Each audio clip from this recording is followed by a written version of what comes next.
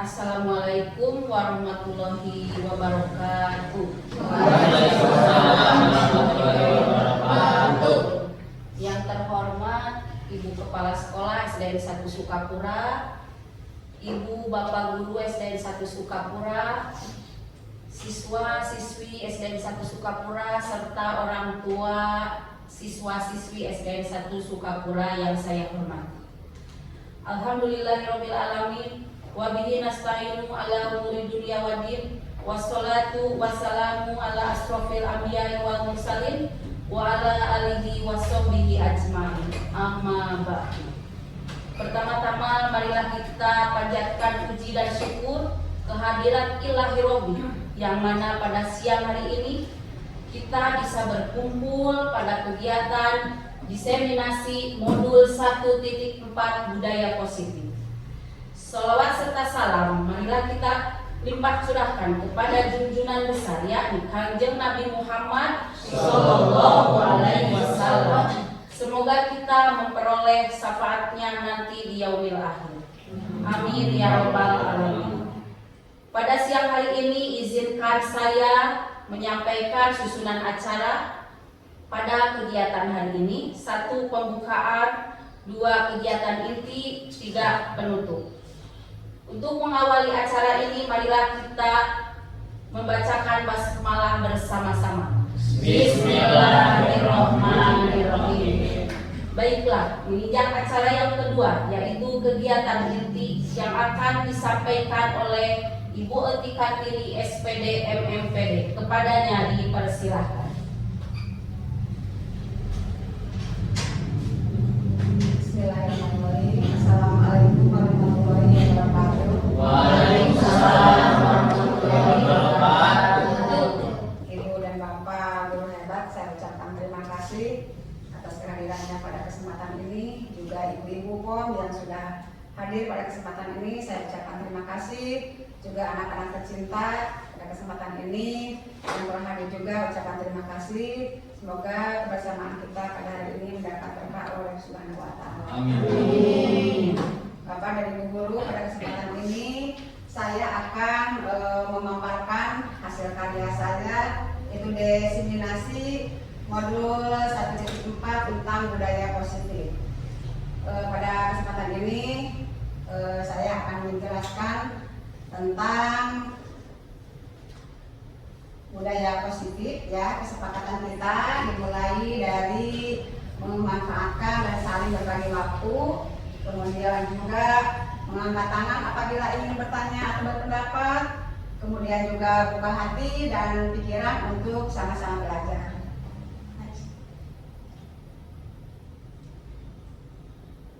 Nah, Ibu dan Bapak, agenda yang akan saya sampaikan pada kesempatan hari ini adalah yaitu disiplin positif dan nilai-nilai kebajikan universal.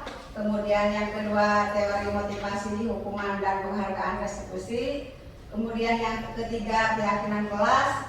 Dan yang keempat, kebutuhan dasar manusia dan dunia berkualitas. Serta kelima, restitusi. 5, posisi kontrol. Dan keenam, restitusi segitiga restitusi.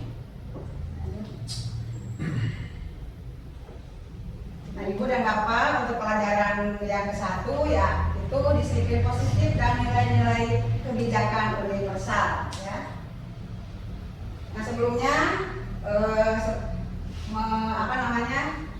agar kita kegiatan ini berjalan dengan lancar dan semangat, kita bikin dulu ya dengan mengadakan tepuk semangat. Oke? Oke, siap. Tepuk semangat.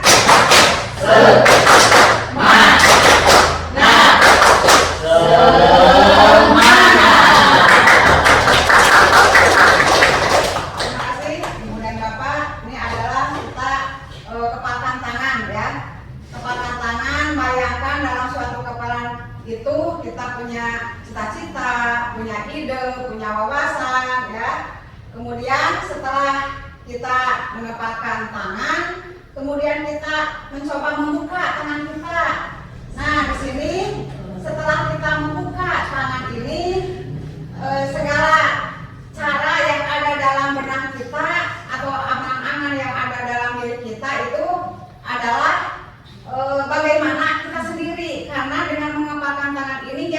membuka dan mengepakkan tangan kita itu adalah kita sendiri. Otomatis segala kendali apapun berada di tangan kita sendiri. Ya, ini makna mungkin kepakan tangan kita. Sini ya. Kemudian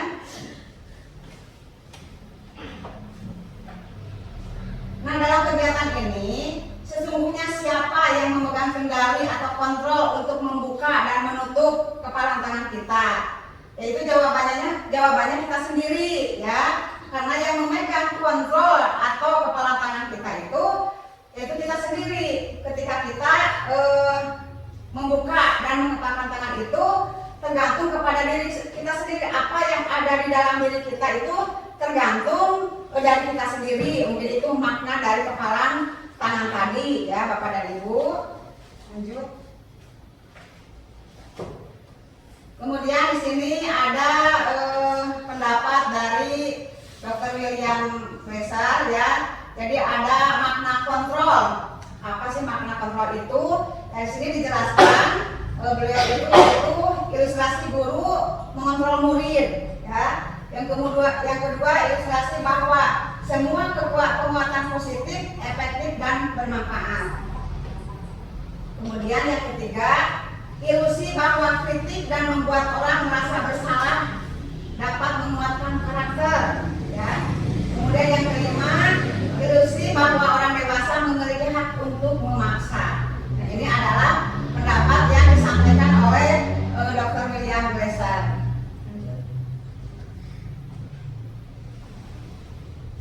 Nah, di sini Ibu dan Bapak ya, perubahan paradigma stimulus respon teori kontrol ini, bagaimana seseorang bisa merubah dari paradigma stimulus respon kepada pendekatan teori kontrol. Di sini dikatakan bahwa bila kita ingin membuat kemajuan perlahan sedikit-sedikit, ubahlah sikap atau perilaku Anda. Bila Anda ingin memperbaiki cara-cara utama kita, maka kita perlu mengubah langkah acuan kita. Ubahlah bagaimana Anda berpikir tentang manusia, ubahlah paradigma Anda, kemudian skema pemahaman dan penjelasan aspek-aspek tertentu tentang realitas. Jadi maksudnya di sini bahwa kalau kita ingin berubah, mungkin dari sedikit-sedikit, perlahan-perlahan, kita ini ada dari diri kita sendiri yang bisa merubah itu, ya. Jadi segala sesuatu juga harus ada intikan dari dalam diri sendiri dulu, ya. Baru kita melaksanakan apa yang kita inginkan. Itu makna dari pendapat ini. Lanjut. Nah, di sini Ibu dan Bapak ya, di sekolah itu tentu ada yang dinamakan disiplin. Mungkin Bapak dan Ibu mengetahui karena setiap sekolah itu kita tidak asing lagi mendengar kata disiplin. Coba ada siapa yang ingin menyampaikan tentang apa itu disiplin? Saya Bu. Ya boleh, Ibu Imas silakan. Kalau biasanya di sekolah itu disiplin itu berarti anak mematuhi peraturan sekolah Bu. Ya, jelas ya kalau disiplin itu pasti ada sesuatu yang merujuknya itu kepada aturan yang harus ditaati. Bagaimana Ibu Asih pendapatnya? Sama juga. Hampir sama Ibu. Jadi hampir sama Ibu Imas. Jadi murid itu mentaati peraturan dan juga seperti kesepakatan kelas juga harus dilaksanakan. Ya, terima kasih apa yang disampaikan oleh. Ya, silakan Bu Didi. Pendapat dari secara mungkin mewakili, disiplin itu berangkatnya dari diri sendiri ya, dan diamalkan secara luas ke orang lain begitu. Ya, bagus. Terima kasih. Tepuk tangan. Apa yang disampaikan oleh Ibu Imas, oleh Ibu Asih, juga Pak Dedi benar bahwa disiplin itu suatu aturan yang harus ditaati oleh seseorang. Nah, di sini ada Ibu, dalam budaya kita makna kata disiplin itu dimaknai menjadi sesuatu yang dilakukan seseorang kepada orang lain untuk mendapatkan kepatuhan. Ya, kita cenderung menghubungkan kata disiplin itu ketidaknyamanan. Mengapa demikian? Karena yang namanya disiplin itu kan suatu aturan ya. Kita diatur merasa kita itu merasa tidak nyaman atau tidak enak ya. Tetapi kalau tidak ada kata disiplin, mungkin kita itu tidak akan perubahan ya. Maka dari itu mungkin kesempatan ini akan menjelaskan kedisiplinan itu untuk terutama bisa diterapkan di sekolah agar semua warga sekolah itu bisa mematuhi aturan-aturan yang ada di sekolah kita. Itu yang mungkin disiplin di sini untuk nantinya mencapai sesuatu hal yang diharapkan sesuai tujuan ya Bapak dan Ibu. Nah di sini ada ya, mungkin kenapa ada kata disiplin, dari mana sih asalnya kata disiplin itu? Nah di sini mungkin ada filosofis dari Bapak Ki Hajar Dewantara, ya Bapak pendidikan kita, bahwa disiplin ini ada di mana ada kemerdekaan. Disitulah harus ada disiplin yang kuat, katanya begitu. Sesungguhnya disiplin itu yaitu kita sendiri yang mewajibkan kita dengan sekeras-kerasnya. Tetapi itu sama saja, sebab jikalau tidak cakap melakukan disiplin, wajiblah penguasa lain mendisiplinkan diri kita. Peraturan demikian itulah harus ada di dalam suasana yang merdeka. Ini adalah suatu pendapat dari pakar kita yaitu Bapak Ki Hajar Dewantara, bahwa katanya disiplin ini adalah suatu kemerdekaan di mana kita dituntut harus ada disiplin yang kuat, terutama yang timbul dari diri sendiri.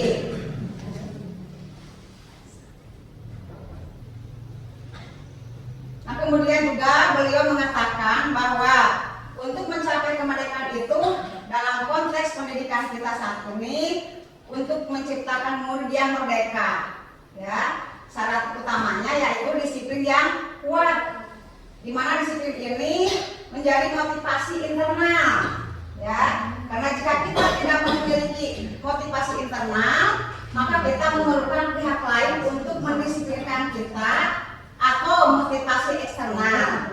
Jadi Bapak dan Ibu, disiplin ini harus timbul dari diri sendiri. Segala sesuatu juga kalau tidak ada motivasi dari sendiri atau paksaan dari orang lain, nanti mungkin hasilnya juga tidak akan maksimal. Nah nanti setelah ada dari diri sendiri, kalau tidak bisa oleh diri sendiri, mungkin ada nanti masukan yaitu motivasi eksternal dari orang lain. Insya Allah mungkin kalau kita sudah tidak bisa mengendalikan diri, kita ada masukan-masukan dari orang lain untuk menciptakan disiplin ini.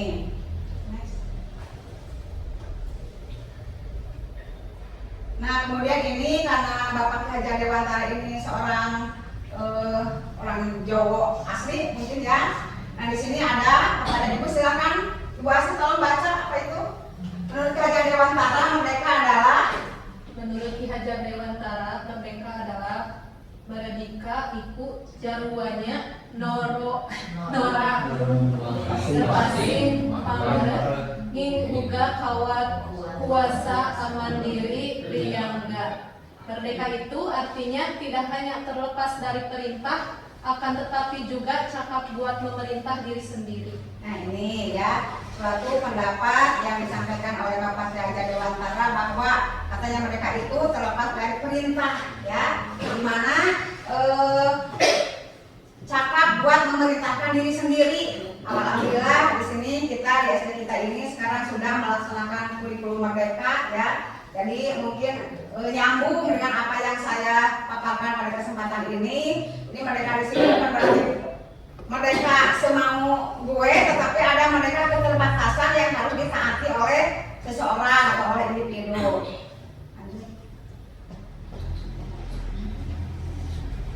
Nah kemudian di sini tujuan mulia dari penerapan disiplin positif. Nah kami di sini di sekolah ya menerapkan disiplin positif kepada siswa dan siswi, juga kepada rekan-rekan bapak dan ibu guru. Yang di sini tujuannya itu agar terbentuk murid-murid yang berkarakter, ya, berdisiplin, santun, jujur, peduli, bertanggung jawab, dan merupakan pembelajar sepanjang hayat sesuai dengan standar kompetensi lulusan yang diharapkan. Jadi di sini disiplin positif ini mempunyai tujuan yang sangat mulia. Pasti setiap sekolah juga mempunyai kedisiplinan atau mempunyai aturan yang disebut di sini adalah penerapan disiplin positif. Yang ini mudah-mudahan dengan adanya penerapan disiplin positif ini bisa membawa sekolah itu ke arah yang lebih baik lagi.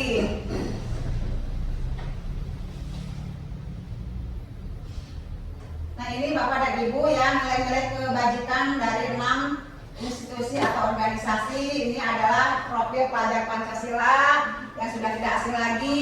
Setiap kita menaikkan kelas, kita selalu digembor-gemborkan bahwa sekarang ini kita sebagai murid yang harus bercermin kepada profil pelajar Pancasila. Nah kemudian di sini juga Ibu ada nilai-nilai kebajikan ya. Nilai sikap murid yang disiplin positif itu seperti apa? Misalnya toleransi, mungkin toleransi ini murid bisa menghargai antara sesama temannya. Kemudian rasa hormat, murid bisa menghargai temannya dan bapak ibu guru. Kemudian integritas, saling berkomunikasi. Kemudian mandiri, siswa di sini diwajibkan untuk mandiri, tidak ketergantungan kepada orang lain ya. Kemudian saling menghargai, siswa di sini saling menghargai dengan temannya, dengan bapak dan ibu guru di sekolah, juga dan bapak ibu guru di rumahnya, ya. Kemudian juga antusias. Jadi murid ini dimotivasi untuk antusias dalam belajar. Jadi istilahnya jangan ngeyel atau jangan lebay ya. Jadi semoga diharapkan murid itu setelah guru memberikan pelajaran itu ada antusias untuk bertanya atau ke depan ya. Kemudian empati pada orang lain, kemudian keingintahuan apa yang disampaikan bapak dan ibu guru. Bila murid tidak tidak tahu atau tidak paham bisa mengajukan pertanyaan karena mereka tidak tahu ya. Kemudian kreativitas, jelas dari sini diharapkan murid itu ada kreativitas yang timbul dari dirinya sendiri. Kemudian kerjasama dengan orang lain, ya. Kemudian percaya diri, kemudian juga komitmen, ya. Ini adalah nilai-nilai kebajikan yang harus dimiliki oleh siswa di sekolah. Nah, kemudian di sini juga ada 9 pilar karakter katanya ya. Cinta Tuhan dan segenap ciptaannya, ini sudah jelas mungkin ya. Kita sebagai makhluk sosial harus mencintai sesama makhluk hidup. Kemudian kemandirian dan tanggung jawab ya. Kemudian juga kejujuran sebagai amanah. Kemudian juga hormat dan santun. Kemudian dermawan, suka menolong dan gotong royong. Kemudian percaya diri, kreatif dan bekerja keras. Kemudian kepemimpinan dan keadilan. Selanjutnya baik dan rendah hati. Kemudian ada ketoleransian, kedamaian dan kesatuan. Ini adalah 9 pilar karakter yang harus dimiliki oleh seseorang. Kalau kita sudah memiliki semua ini adalah orang-orang yang hebat mungkin ya. Tapi tidak semua yang kita paparkan segala ini kita ada di dalam kita. Tentu ada kelebihan dan ada kekurangan karena manusia kan tidak sempurna. Tapi minimal kita mengetahui apa sih yang menjadi pilar karakter yang baik itu. Nah mungkin ini dikatakan oleh akar dari pendidikan.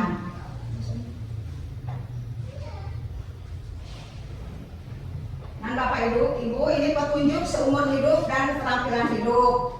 Jadi dalam hidup kita ini mungkin tadi sudah dijelaskan, Bapak dan Ibu juga sudah pasti lebih tahu daripada saya. Mungkin ini saya ini hanya mengulas saja atau istilahnya flashback ya, hanya mengulang kembali.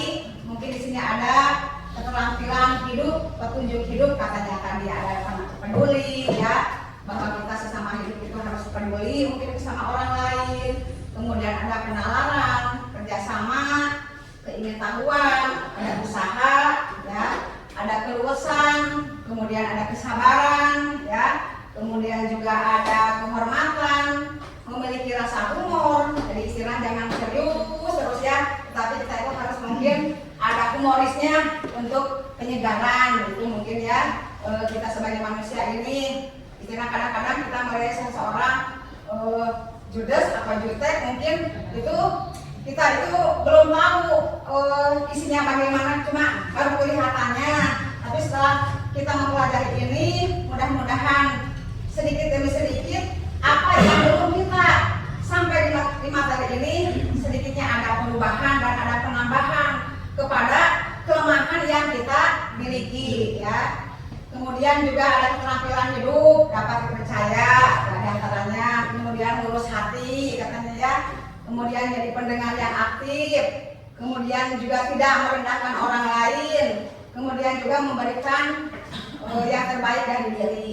Ini adalah keterampilan hidup yang harus dimiliki oleh kita sebagai manusia. Mungkin ini ya, ini gambaran saja dan ini mungkin hanya pemaparan yang disampaikan oleh pakar kita dan untuk diketahui oleh kita.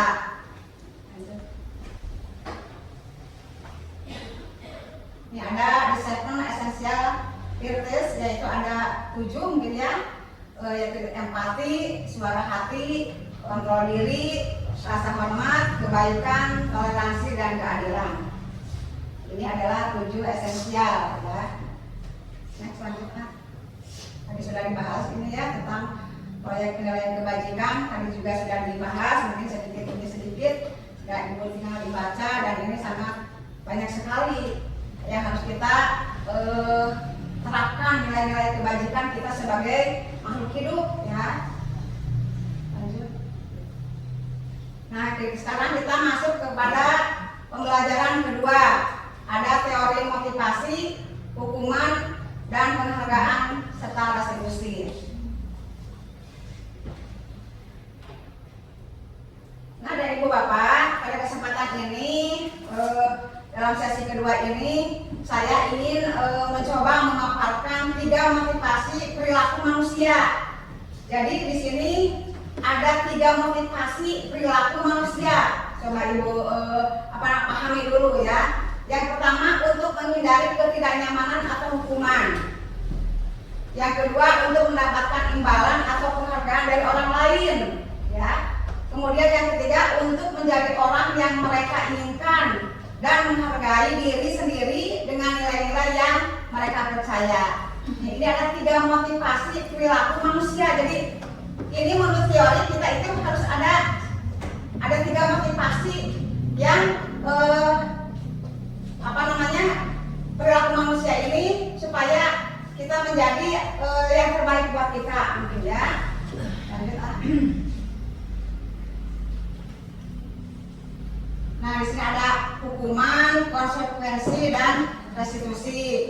Ini contoh ya identitas hukuman, kemudian identitas suksesnya ada disiplin, konsekuensinya dan restitusinya. Contoh di sini ada hukuman.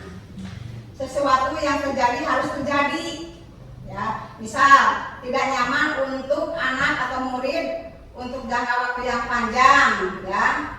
Kemudian ada konsekuensi. Konsekuensi itu adalah suatu kesepakatan. Kalau kita sudah berbuat sesuatu itu konsekuensinya apa kemudian ya. Kemudian juga ada restitusi, merupakan pilihan. Restitusi ini adalah penguatan anak atau murid untuk jangka yang panjang. Kemudian juga di sini tadi ada sisi negatif, netral, dan positifnya. Silakan Bapak dan Ibu pahami dulu. Mungkin ada di situ peraturan yang harus dilakukan, kemudian konsekuensinya bagaimana, dan ada restitusinya bagaimana ya. Di sini ada sebuah grafik yang sudah kami buat nanti untuk Bapak dan Ibu lebih memahami lagi.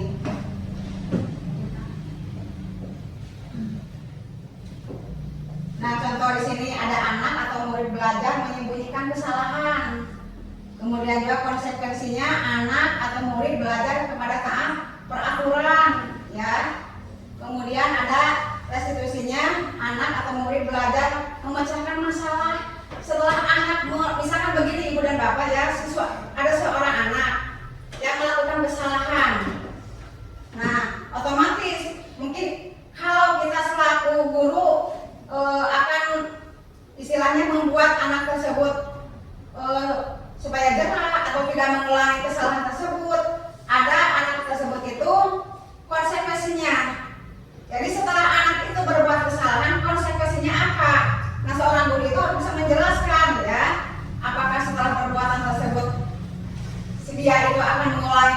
kembali kesalahannya, ya, ataupun akan berubah sikapnya untuk kedepannya.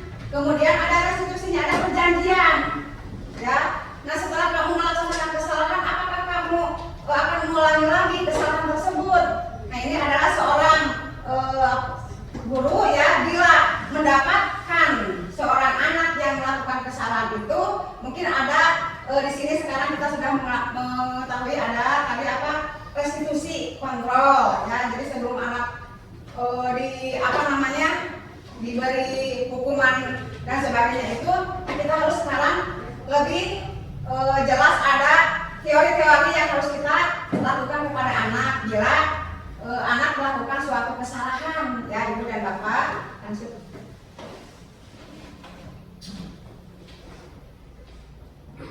Nah, ini dihukum atau penghargaan katanya, ya. Di sini Alfikon menyatakan bahwa, silakan Pak Rizky dibaca. Alfikon dari Presiden Reward IECD Annual Interview Conference Maret 1995 merupakan baik penghargaan maupun hukuman adalah cara-cara mengontrol perilaku seseorang yang menghancurkan potensi untuk pembelajaran yang sesungguhnya. Secara ideal, tindakan belajar itu sendiri adalah penghargaan sesungguhnya. Nah, ini mungkin akan kami jelaskan bahwa di sini bila anak melakukan suatu kesalahan itu tidak harus langsung dikenakan hukuman, ya Bapak dan Ibu, tetapi harus ada suatu namanya apa di sini, penghargaan kepada anak itu. Kenapa? Mungkin ditanya dulu kenapa anak melakukan kesalahan, kenapa latar belakangnya apa. Nah, itu jadi sebelum kita melakukan tindakan itu harus tahu dulu masalahnya, kenapa anak tersebut itu melakukan suatu kesalahan, ya. Lanjut. Kemudian di sini ada restitusi. Nah, tadi sudah dijelaskan. Restitusi adalah proses penciptaan kondisi baik murid untuk memperbaiki kesalahannya, ya, sehingga mereka bisa kembali kepada kelompok mereka dengan karakter yang lebih kuat. Nah, ini adalah restitusi itu diciptakan agar setelah anak melakukan kesalahan itu, si anak tersebut itu bisa memperbaiki dirinya sendiri. Jadi kalau tidak ada istilah restitusi, mungkin anak itu akan mengulangi kembali kesalahannya. Namun dengan adanya kita melaksanakan restitusi ini, diharapkan anak yang berbuat kesalahan itu tidak mengulangi kesalahan tersebut, ya. Di sini juga restitusi adalah proses kolaboratif yang mengajarkan murid untuk mencari solusi dari suatu masalah. Kemudian juga membantu murid berpikir tentang orang seperti apa yang mereka inginkan dan bagaimana mereka harus memperlakukan orang lain. Jadi setelah belajar restitusi ini, diharapkan jadi anak tersebut itu ada perasaan, kenapa saya berbuat seperti ini.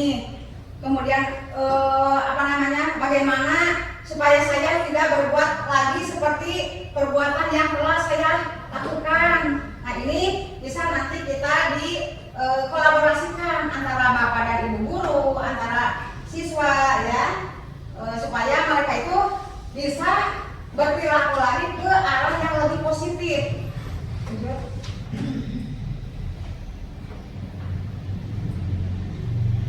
Nah, Bapak dan Ibu, kemudian pembelajaran yang ketiga adalah keyakinan kelas, ya.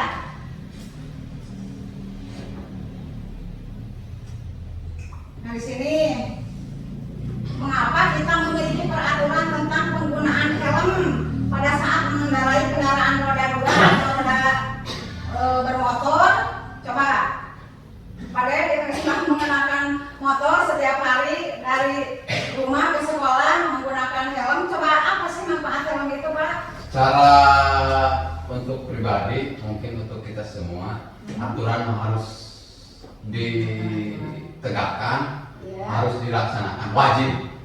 Contohnya kita bermotor harus menggunakan helm, ya, supaya ini dalam arti helm itu umum, bukan untuk ada celaka atau jatuh, tapi untuk peraturan diutamakan baik secara individu atau untuk umum.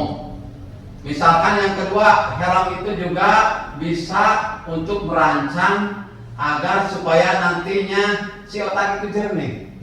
Iya. Tidak kabur sama awan atau udara atau kabut atau yang lain. Tasnya itu harus pakai masa. Itu bagus. Bagus sekali. Ya. Pak Dedi, jawaban Pak Dedi sangat oke banget, good banget ya. Sudah menjelaskan bahwa kalau kita memakai helm itu memang yang pertama itu adalah suatu aturan bahwa kita kalau berkendara itu harus memakai helm ya, karena kalau tidak mentaati peraturan mungkin kita kena ada sanksinya. Ya. Kemudian juga mungkin untuk apalagi Bu Asih yang setiap hari memakai sepeda motor ke sekolah. Apa itu sih?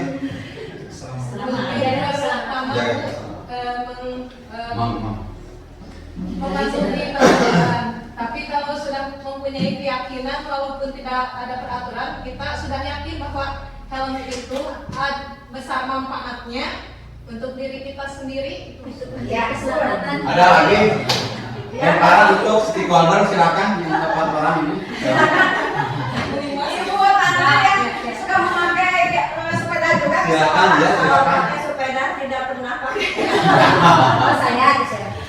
Mungkin pakai helm untuk menjaga kesehatan, keselamatan. Ya, keselamatan. Kalau amit-amit terjadi kecelakaan, jadi kepala terlindungi dari benturan. Ya. Mengurangi resiko. Support untuk baik jawaban Ibu Tanti sebagai perwakilan dari POM, juga Ibu Asih, Pak Dedi jawabannya oke banget dan betul banget karena memang memakai helm ini suatu aturan dan untuk menjaga keselamatan. Ya seperti apa yang tadi disampaikan oleh Ibu Tanti, katanya kalau kecelakaan amit-amit ini ya, kalau kita punya helm mungkin ada sedikit pelindungi sebelum kita kena kepala itu kena helm dulu, mungkin itu ya Bu ya. Iya betul banget Bu.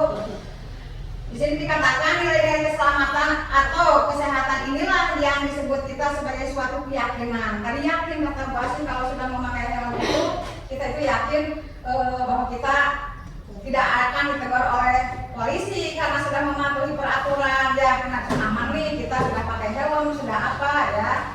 Kemudian juga di sini nilai kebajikan universal yang disepakati secara tersirat dan tersurat. Kemudian tadi ada suatu aturan. Memakai helm itu suatu aturan yang tersurat mungkin ya, karena itu sudah aturan yang telah ditentukan oleh pihak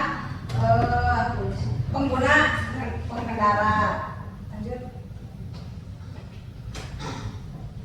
Nah kemudian Ibu dan Bapak di sini adalah keyakinan kelas dan pembentukan keyakinan. Menganalisis pentingnya memiliki keyakinan baik kelas maupun sekolah sebagai fondasi atau tujuan. Kemudian juga menjelaskan pembentukan dari peraturan-peraturan beralih ke keyakinan kelas. Nah, Bapak dan Ibu, setiap kelas itu mempunyai keyakinan kelas masing-masing.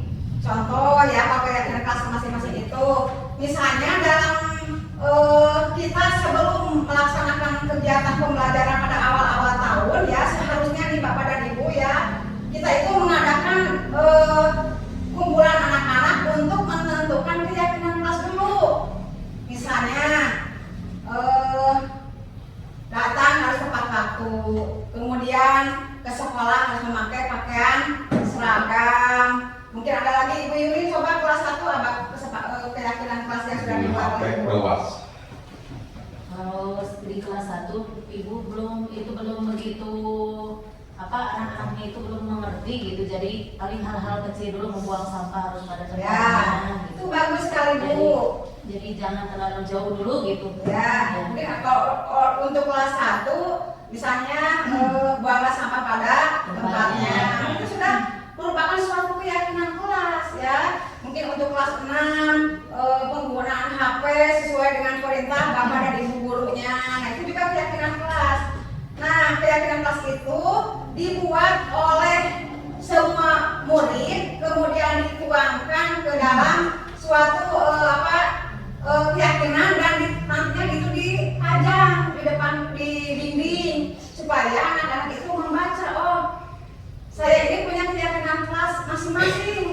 Jika sudah disepakati bersama, boleh misalnya di print print atau diperbesar dan kemudian tempelkan di dinding masing-masing. Nah, ketika mereka itu melanggar suatu keyakinan yang sudah disepakati, mungkin nanti kita ada tindakan mungkin yang harus disampaikan juga kepada anak-anak kita, karena pembuatan keyakinan kelas itu dibuat oleh anak-anak dan dilaksanakan juga oleh anak-anak sesuai tadi kesepakatan bersama, ya. Lanjut. Nah, di sini ada Bapak dan Ibu tahapan menciptakan nilai kebajikan. Lihat daftar kebajikan yang telah disepakati, kemudian tentukan nilai kebajikan yang ingin dijadikan perhatian utama, kemudian sempurnakan semua daftar nilai kebajikan, atau buatlah poster atau dimuat di medsos tentang keyakinan kelas atau sekolah kita. Nah, ini tahapan menciptakan nilai-nilai kebajikan ya dari setiap kelas atau maupun sekolah. Nah, ini kemudian pembentukan keyakinan baik di kelas maupun di sekolah. Keyakinan kelas ini berupa pernyataan-pernyataan universal. Seperti tadi dinyatakan oleh anak-anak dulu ya. Jadi anak-anak yang misalnya memakai sepatu warna hitam. Nah, itu keyakinan kelas yang disampaikan oleh anak-anak di kelasnya masing-masing. Kemudian dinyatakan universal dibentuk secara positif. Otomatis keyakinan kelas ini harus berbentuk nilai-nilai yang positif ya, tidak istilahnya kalau negatif itu banyak ya Bu ya, tapi kan kita kalau namanya di sekolah itu pasti mengarahnya ke arah-arah yang positif, karena tidak diharapkan kita membelajarkan siswa itu ke arah yang negatif ya.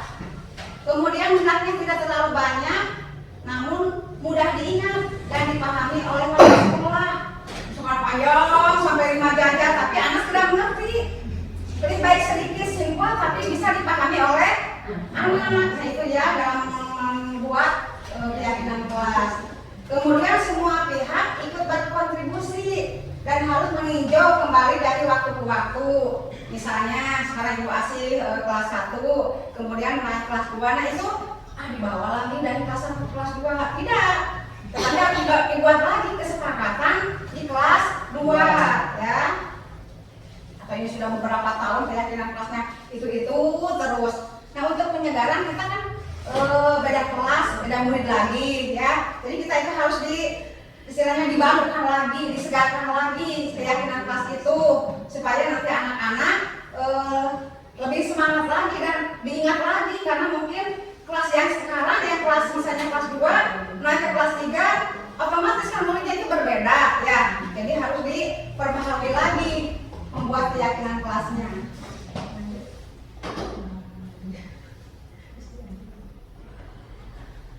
Nah, Bapak dan Ibu, sekarang masuk pembelajaran yang keempat, yaitu kebutuhan dasar manusia.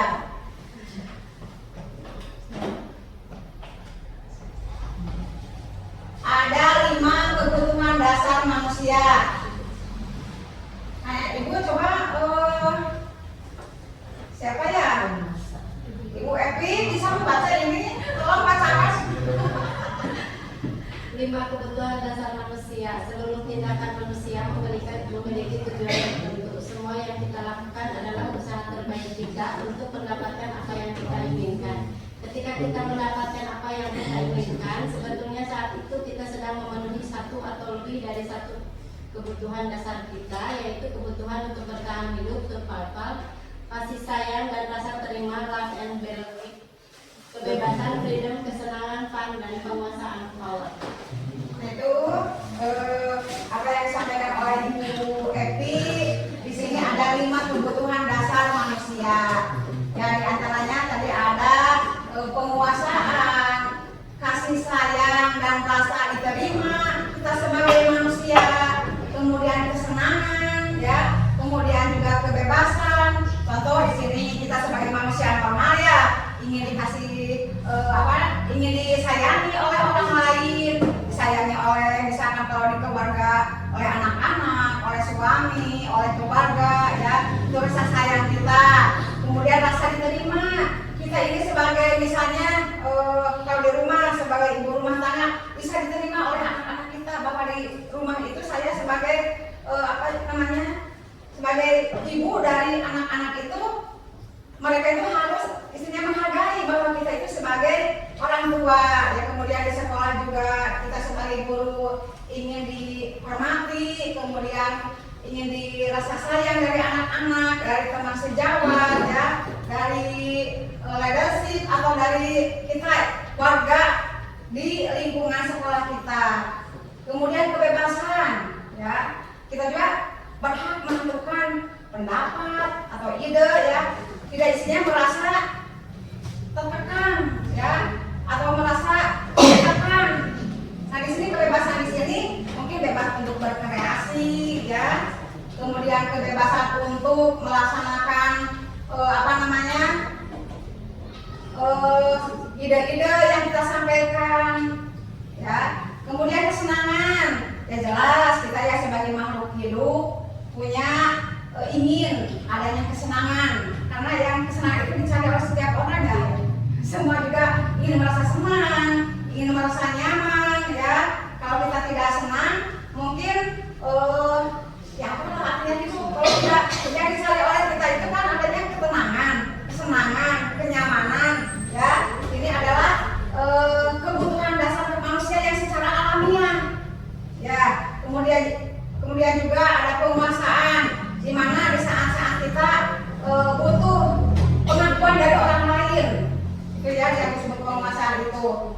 Nah, ini adalah 5 kebutuhan dasar manusia ini selayaknya ini sudah menjadi kebutuhan hidup bagi kita, dan semua kita menginginkan seperti ini, ya, supaya kita bertahan hidup, atau tadi survival yang sudah disampaikan oleh Ibu Evi sudah dibacakan, ya. Seluruh tindakan manusia memiliki tujuan tertentu, sudah jelas ya sampai situ. Kemudian semua yang kita lakukan adalah usaha terbaik kita untuk mendapatkan apa yang kita inginkan. Mungkin kita berbuat seperti ini adalah yang terbaik untuk kita. Ya, paham sampai situ? Karena kalau kita tidak berbuat sesuatu, contoh misalnya kita melaksanakan sekolah anak-anak, ya, kalian kan sekolah di SD, dan itu mungkin yang terbaik buat kalian. Coba kalau tidak sekolah, akan bagaimana jadinya, ya, itu. Kemudian ketika kita mendapatkan apa yang kita inginkan, mungkin dari hasil apa yang kita perbuat itu nanti kita akan membuatkan sebuah hasil bagi kita. Nah, itu tergantung mungkin usaha dan kerja kita, ya. Karena ada istilah katanya hasil itu tidak akan mengkhianati usaha. Tidak akan mengkhianati hasil. Kata Sunda. Ternyata apa yang saya mencoba ya Ibu Asih, ternyata Ibu Asih konsen. Saya itu mengerti, ternyata Ibu Asih lebih konsen banget. Menambah ada pepatah Sunda, kalau tidak capek malah nyapek. Nah, itu. Ada lagi kalau tidak capek malah nyapek. Nah, coba dimaknai, ya.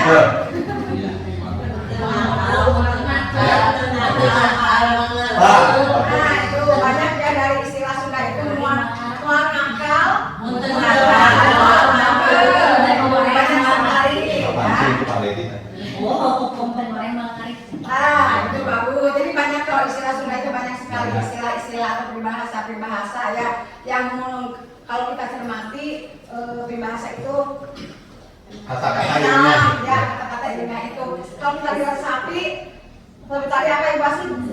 Usaha tidak mengkhianati hasil. usaha tidak mengkhianati hasil. Apa yang disampaikan Ibu Asih sudah good banget. Jadi hasilnya itu bagaimana usaha kita. Mungkin ya, dan insya Allah, istilah nama apa yang kita usahakan itu mungkin yang terbaik untuk kita semua juga, ya. Tidak mungkin kita melakukan sesuatu misalkan manfaatnya itu negatif buat kita. Yang jelas apa yang kita lakukan itu dengan itikat atau harapan kita itu yang terbaik buat kita, ya. Lanjut. Nah, ini adalah restitusi posisi 5, posisi kontrol.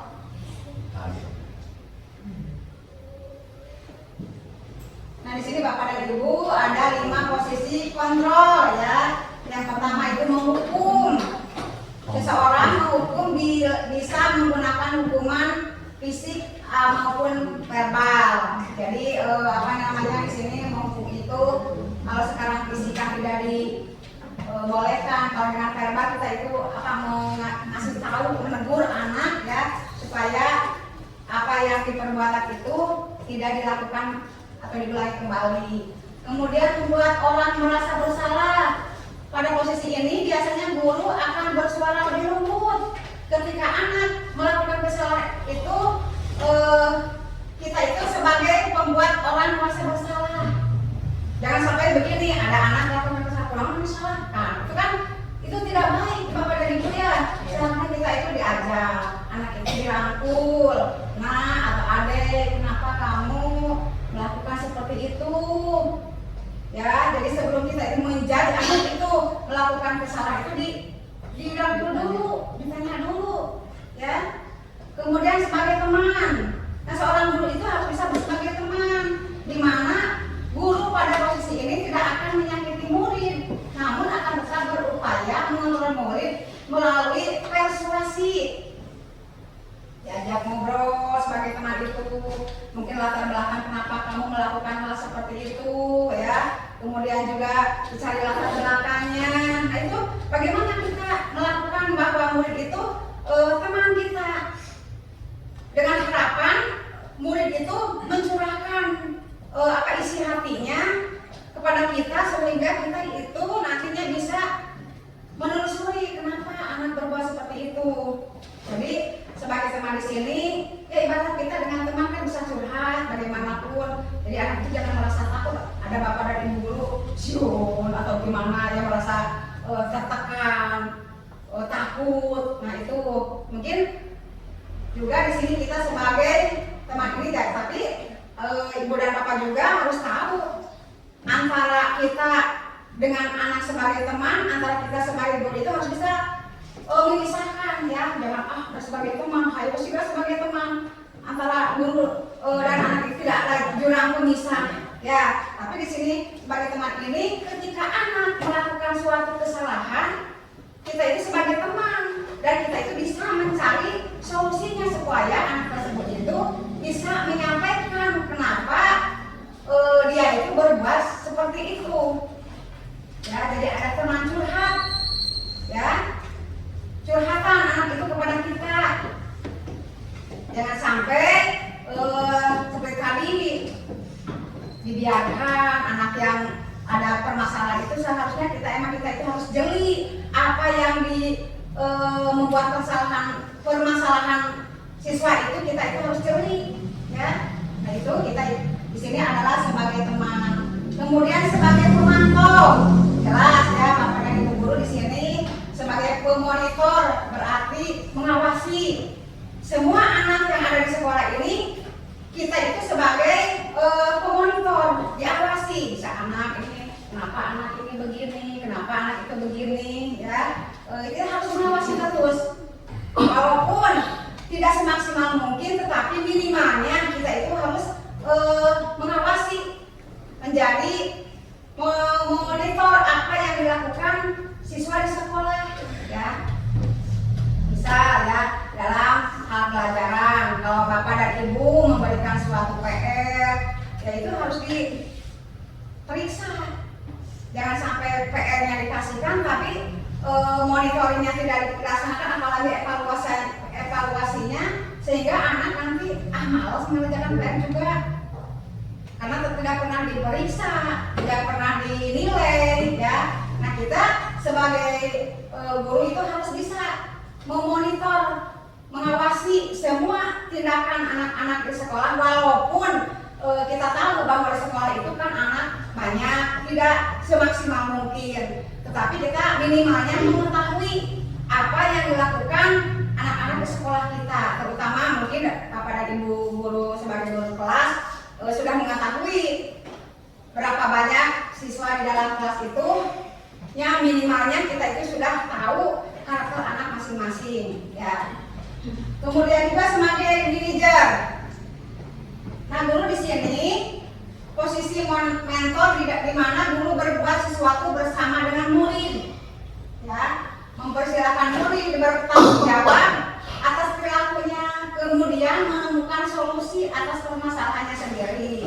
Nah, ini sebagai manajer itu kita harus memilih, ya, sebagai jadi kalau anak itu melakukan kesalahan itu jangan kita mencari bahwa anak itu salah, ya, tapi harus dirangkul dulu, kemudian diberi solusi oleh kita itu, ya, diajak ngobrol, kemudian nanti kalau kamu melaksanakan tindakan seperti ini, pertanggungjawaban kamu bagaimana, begitu ya. Misalnya anak terlambat datang ke sekolah, kenapa kamu terlambat, kenapa kamu misalnya ada apa, situasi di rumah kamu bagaimana, dicari dulu permasalahannya. Nah, nanti mungkin anak itu kan berbicara, ya, menjawab pertanyaan apa yang disampaikan oleh bapak dan ibu gurunya. Nah, nanti kita bisa mengetahui, oh, anak terlambat ini mungkin karena malamnya kurang tidur, apakah malamnya itu begadang, apakah malamnya itu istilahnya main game. Nah, itu kita dari situ tahu permasalahan yang dihadapi oleh anak itu.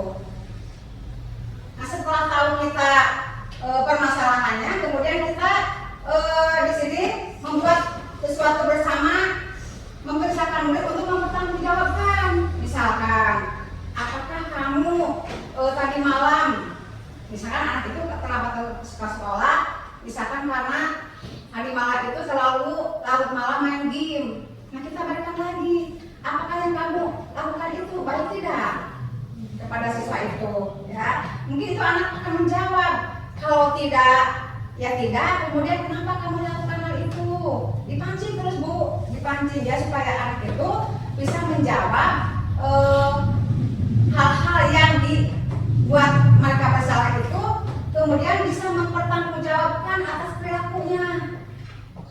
Nah, kalau kata kamu misalkan perbuatan itu kurang baik, apakah kamu akan mengulanginya lagi? Balikan lagi, ya. Misalkan kalau jawabannya tentu anak itu menjawab tidak, pastinya juga, ya, tidak akan mengulangi. Kemudian apakah solusinya kalau kamu berbuat lagi seperti itu? Nah, anak juga yang harus menjawab. Jangan kasih kita oleh kamu nanti aman-aman, jangan, ya. Tapi kita menampung dulu kecakapan anak, kemudian dia itu bagaimana menemukan solusinya, dapat memecahkan masalahnya. Mungkin ini berlaku di sekolah juga dan perlu di rumah juga mungkin seperti itu, ya. Kenapa anak berbuat salah, kemudian bagaimana latar belakangnya anak berbuat seperti itu, ya. Kemudian juga ditanya bagaimana solusinya agar kamu tidak melakukan seperti itu lagi, ya. Jadi anak itu yang berbuat sendiri, kemudian juga nanti kita istilahnya sebagai manajer itu diberi tambahan wawasannya, ya. Kemudian ditambahkan juga, oh, nanti kamu jangan seperti itu lagi, nanti kamu bangunnya harus lebih awal lagi. Kemudian kalau begitu kamu harus jangan terlalu banyak main game. Nah, nanti anak itu akan berpikir sendiri, Bapak dan Ibu, ya. Setelah apa yang dikerjakan dia itu, menurut dia mungkin tadi jawabannya memang katanya sudah melakukan kesalahan. Nah, kita juga harus mencari menemukan dari solusi apa yang disampaikan oleh anak itu, dipertegas lagi supaya tidak melakukan kesalahan yang sama. Itu.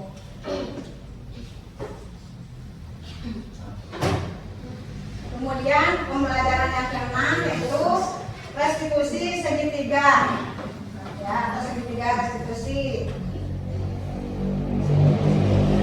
Nah, di sini ada 3, ya, yang di dalamnya itu ada segitiga restitusi. Coba Ibu Yuli baca yang pertama apa? Yang pertama, menstabilkan identitas untuk membuat anak yang merasa gagal karena berbuat salah menjadi positif terhadap dirinya.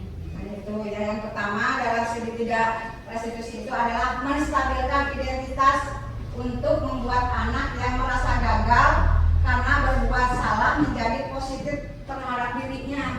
Jadi kalau anak berbuat gagal itu tidak selamanya anak yang berbuat gagal itu akan gagal selamanya, ya.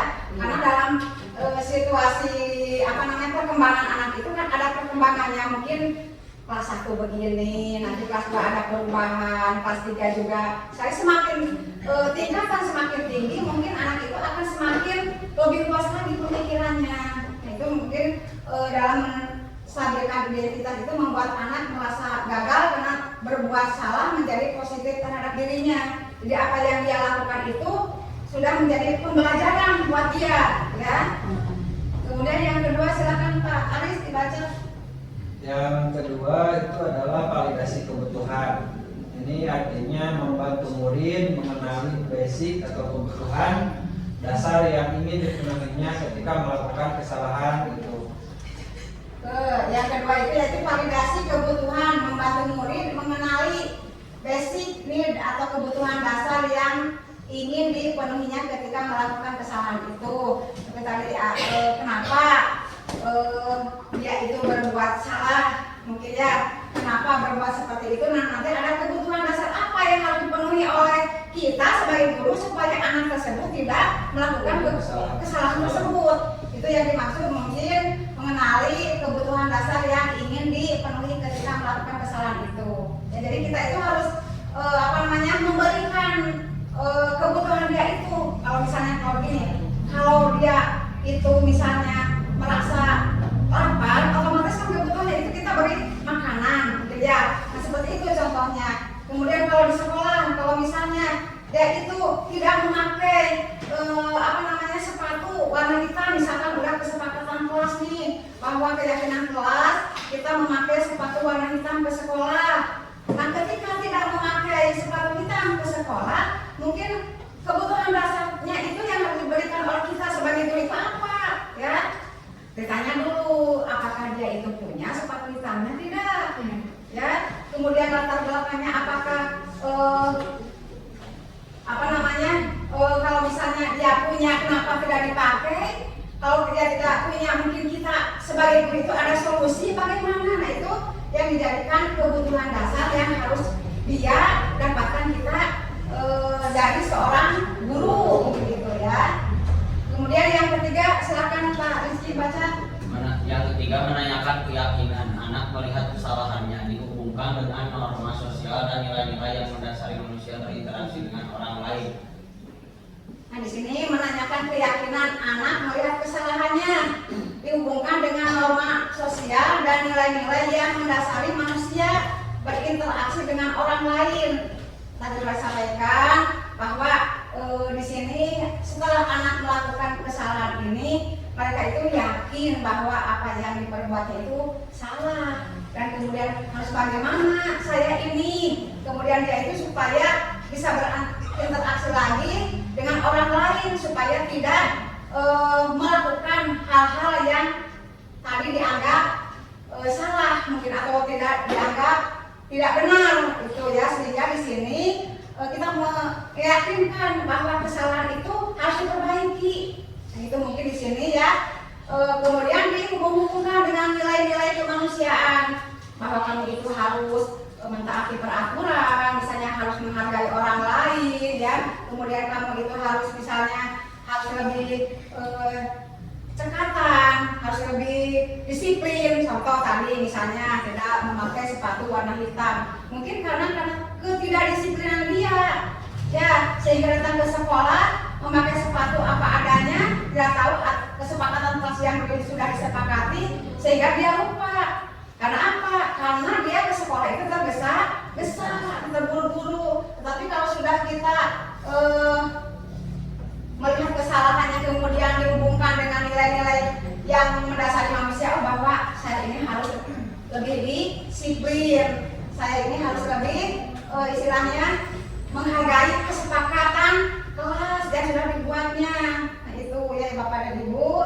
Jadi sekali lagi dalam segitiga restitusi ini ada 3 tahapan ya. Yang pertama yaitu menstabilkan identitas, yang kedua validasi kebutuhan, dan ketiga menanyakan keyakinan. Nah, ini tahapan dalam melaksanakan segitiga restitusi.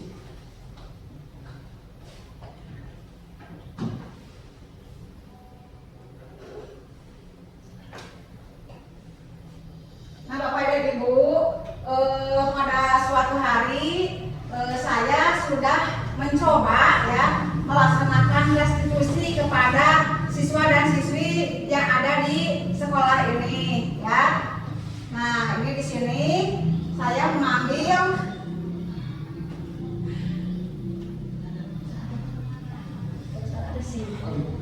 Tiga.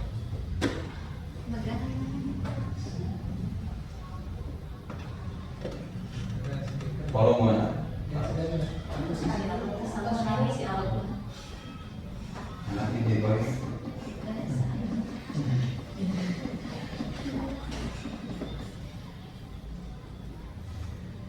Nah ini siswa kelas 5 ya, saya panggil ketika dia itu membuang sampah sembarangan ya. Nah kemudian saya mengadakan mencoba menerapkan restitusi tadi segitiga ini. Anak sebelum dijudge bahwa dia salah itu saya panggil. Nah kenapa kamu tadi membuang sampah sembarangan? Ketika kamu kan ada di depan itu tong sampah, kenapa kamu buang sembarangan? Dengan dia menceritakan bahwa saya ini katanya lupa karena tergesa-gesa pengen masuk ke kelas. Kemudian juga, nah setelah itu mencoba bagaimana solusi kamu supaya tidak melaksanakan lagi kesalahan yang sama. Ya alhamdulillah dijawab dengan jawaban dia sebagai siswa mungkin ya, dan mencari solusi sendiri. Nah kalau sudah menemukan solusinya dan sudah dia menjawab sendiri apa yang harus dilaksanakannya, mudah-mudahan harapan kami mungkin sebagai di sini guru, anak tersebut tidak melakukan kesalahan yang sama, dan setelah itu bahwa dia itu sudah mengingat sendiri bahwa dalam keyakinan kelas itu buanglah sampah pada tempatnya ya gitu. Nah setelah itu dengan perjanjian yang sudah saya sampaikan, akhirnya dia kembalikan lagi saya ke dalam kelas untuk melaksanakan pembelajaran. Kemudian tadi kasus yang kedua ini siapa namanya? Sakila. Waktu itu dia terlambat atau tidak mengikuti ekstrakurikuler pramuka ya. Kemudian esok harinya ini tidak langsung karena latihan pramuka itu kan hari Jumat, hari Sabtunya kemudian kebetulan saya ada kegiatan, hari Seninnya saya panggil ya, disuruh ke ruangan saya, kemudian juga biasa ditanya kenapa kamu waktu hari Jumat itu tidak mengikuti kegiatan ekstrakurikuler. Nah jawabannya dia itu karena katanya mengikuti acara keluarganya. Nah ketika saya tanya apakah suatu keyakinan kelas kalau tidak mengikuti kegiatan ekstrakurikuler itu mengutamakan kepentingan ikut sama orang tua berlibur. Nah kemudian dia juga sama, setelah dia mengakui kesalahannya dan sudah memahami bahwa setiap ada kegiatan itu, yaitu harus memberitahu pembinanya. Nah anak ini ketika dia tidak mengikuti ekstrakurikuler itu tidak ada pemberitahuan kepada pembina di sekolah. Otomatis kita ya sebagai mungkin pengajar di sekolah ini harus mencari tahu kenapa anak ini tidak mengikuti kegiatan ekstrakurikuler, apa penyebabnya ya. Nah sebenarnya ditanya itu karena katanya dia itu ikut orang tuanya berlibur ya. Nah saya sampaikan kita juga mau berlibur, tapi kamu kan ada istilahnya kewajiban yang harus ditaati sesuai dengan keyakinan kelas, yaitu setiap hari Jumat mengikuti kegiatan ekstrakurikuler ya. Nah setelah itu ya alhamdulillah mungkin katanya dia itu mencari solusinya sendiri, bahwa setelah melaksanakan kesalahannya itu setiap kegiatan yang akan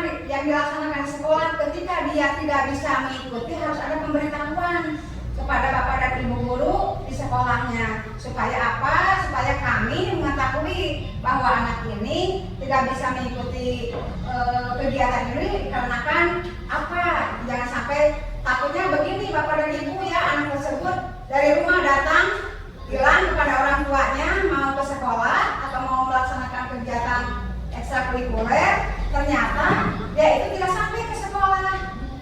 Nah nanti kalau ada suatu kejadian yang tidak diharapkan, mungkin kami itu tidak bertanggung jawab karena anak tersebut tidak sampai ke sekolah. Tapi dengan adanya mereka pemberitahuan ke sekolah, karena hari ini dia itu tidak datang, kami sudah mengetahui bahwa anak tersebut itu tidak akan mengikuti kegiatan di sekolah, ya, karena ada pemberitahuan dari awal-awalnya, dan kami pun akan mungkin dalam absen itu, ya kalau tidak hadir apa izin, apa bagaimana, tidak begitu anak itu dicapok ini anak apa nih karena apa, nah itu ya. Mungkin saat ini juga kami sampaikan kepada semua Bapak dan Ibu guru, ketika anak tidak bisa mengikuti kegiatan di sekolah itu, kita wajib mengetahui kemana anak tersebut. Jangan sampai istilahnya dari rumah dia pergi ke sekolah, ternyata di sekolah itu tidak ada kegiatan atau tidak melaksanakan kegiatan.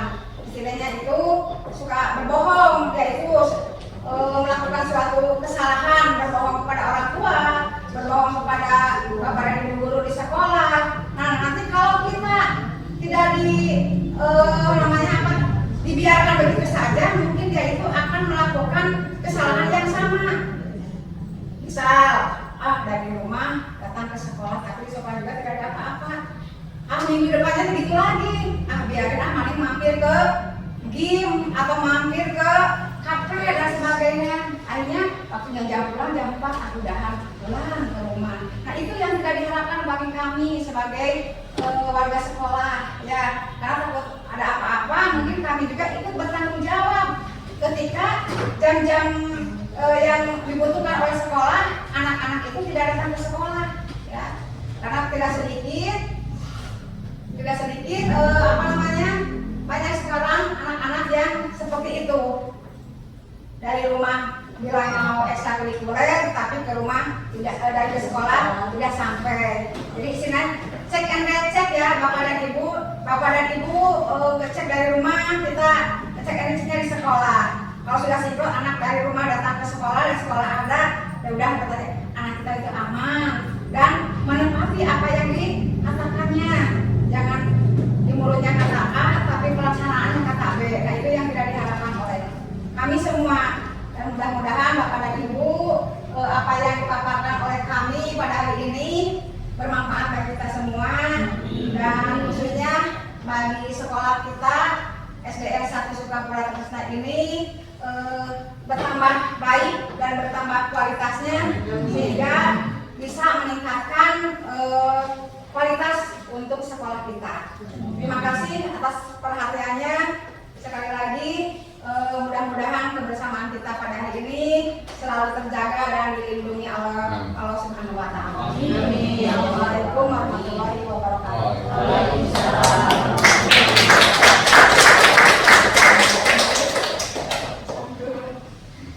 Terima kasih kepada Ibu Tikantini SPD MPD yang telah memberikan materi. Saya akan memberikan dulu pantun sebelum berakhirnya acara ini. Bapak Kadir jadi petani, punya lahan ditanami jati, diseminasi berakhir sampai di sini. Semoga bisa memberikan arti. Amin. Akhirnya acara ini marilah kita bacakan hamdalah bersama-sama.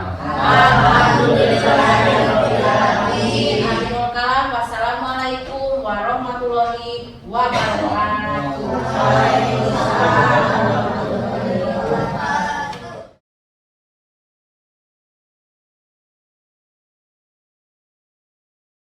Ibu, mohon bantuannya setelah tadi saya memaparkan tentang model 1.4 tentang budaya positif. Bagaimana tanggapan yang dapat Ibu sampaikan kepada saya, Bu? Alhamdulillah setelah saya tadi mendengarkan tentang budaya positif di sekolah ini sangat luar biasa, karena biasanya kan di sini budaya positif yang mematuhi peraturan, tapi di sini dengan menerapkan keyakinan kelas, dengan segitiga restitusi, dengan memenuhi kebutuhan murid ya. Jadi kita ketika murid melanggar peraturan, jadi dia akan sadar dengan sendirinya, akan menstabilkan dengan dirinya, karena guru melarangnya atau memberitahukannya dengan cara menstabilkan dulu apa yang kenapa dia melakukan seperti itu. Jadi saya begitu jelas asalnya saya kalau melarang murid itu langsung disentak ya Bu. Tapi setelah ada pencerahan dari Ibu, alhamdulillah saya jadi tahu gitu bagaimana cara memberi peringatan atau memberi peringatan kepada murid supaya menerapkan disiplin positif. Kemarin itu kalau tahunya disiplin positif itu mematuhi peraturan aja gitu yang tetap tertib sekolah. Kan sekarang ada kesepakatan kelas atau keyakinan kelas yang dibuat oleh murid sendiri ya. Jadi murid tidak merasa diatur tapi mematuhi atas janjinya sendiri. Gitu. Terima kasih banyak Ibu. Mudah-mudahan apa yang saya sampaikan tadi bermanfaat bagi kita semua dan bisa meningkatkan kualitas pendidikan khususnya di sekolah kita buat kebaikan SD kita. Terima kasih. Sama-sama ya. Assalamualaikum. Assalamualaikum Pak. Waalaikumsalam warahmatullahi wabarakatuh. Saya mohon mungkin pendapat dari Bapak atau yang tadi saya paparkan tentang penyampaian modul 1.4 yaitu tentang budaya positif yang telah saya paparkan.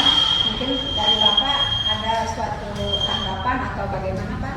Alhamdulillah ya, setelah saya tadi bersama rekan-rekan yang lain ikut mendengarkan materi dari Ibu tentang disiplin, alhamdulillah untuk saya sebagai guru terasa mental saya semakin kuat. Kenapa? Yang pertama mungkin kita tahu murid zaman sekarang itu berbeda dengan murid yang dulu, sehingga saya sebagai guru harus selain disiplin kepada diri sendiri juga harus tegas dengan cara yang berbeda. Di antaranya mungkin kita sebagai guru tidak boleh menjudge langsung bahwa dia itu salah, dia ini itu, enggak. Tetapi untuk zaman sekarang itu kita harus mampu berdiskusi terlebih dahulu dengan anaknya, membawa anaknya membuat lingkaran. Apa permasalahannya dilihat dari titik tengahnya, apa permasalahannya nanti bisa didiskusikan kembali untuk menyelesaikan masalahnya.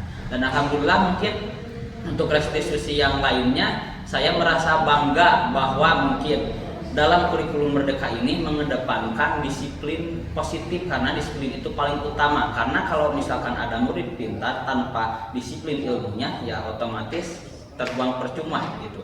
Jadi paling utama itu dalam materi ini menguatkan disiplin ke diri sendiri dan juga disiplin ke peserta didiknya, sehingga kita mampu punya rasa tanggung jawab yang lebih gitu. Sebagaimana kita sebagai guru jangan sampai menjudge langsung dia itu salah, tapi kita harus mampu berdiskusi terlebih dahulu dengan peserta didiknya gitu. Ya, terima kasih Pak. Mudah-mudahan apa yang tadi saya paparkan bisa bermanfaat bagi kita semua dan bisa meningkatkan kualitas untuk sekolah kita dan pendidikan kita. Amin. Terima kasih.